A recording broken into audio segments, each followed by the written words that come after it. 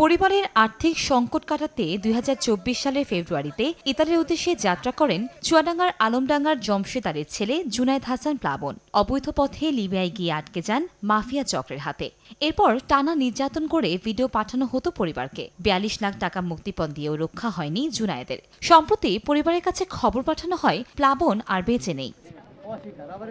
স্থানীয়দের অভিযোগ, একটি মানব পাচার চক্র আলমডাঙ্গায় কাজ করছে। তাদের প্রলোভনে ফাঁদে পা দিচ্ছেন উপজেলার অনেক যুবক। এই ঘটনায় এরই মধ্যে থানায় মামলা করেছেন প্লাবনের স্বজনরা। দালালের সাথে আমাদের যেভাবে কন্ট্যাক্ট হয়েছিল তার থেকে আমরা বহুগুণ টাকা বাড়িয়ে দিয়েছি। তাকে মেরে ফেলা হয়েছে নাকি সে অসুস্থ অবস্থায় মারা গেছে আমরা সেটাও জানি না। সরকারের কাছে আমরা আকুল আবেদন জানাচ্ছি, আমার ভাই লাশটা যেন আমরা দেখতে পারি, ফিরিয়ে আমার ব্যবস্থা করে দেয়। সরকারের কাছে আমাদের আবেদন একটাই, আমার সন্তানটা বাড়ি যে করে ফেরত দিয়ে মরা মুখটা তো একটু দেখতে পারবো। প্লাবন সহ বাকি অন্য বন্দী বাংলাদেশিদের বিষয়ে তদন্ত করে ব্যবস্থা নিতে প্রবাসী কল্যাণ মন্ত্রণালয়ে আবেদন করার কথা জানায় উপজেলা প্রশাসন। প্রবাসী কল্যাণ মন্ত্রণালয়ের মাধ্যমে যদি প্লাবন সত্যি মারা গিয়ে থাকে, আমরা তাদের সাথে যোগাযোগ করে সেই লাশটি আমরা আনার ব্যবস্থা করব এবং পাশাপাশি যারা এখন বন্দী অবস্থায় আছে তাদেরকেও আমরা যোগাযোগ করে কিভাবে যত দ্রুত সম্ভব তাদেরকে দেশে ফিরিয়ে আনা যায় সেজন্য আমরা পরবর্তী যোগাযোগ করব। এই ঘটনায় ক্যামেরার সামনে কথা বলতে রাজি হয়নি পুলিশ। তবে প্লাবনের স্বজনদের করা মামলায়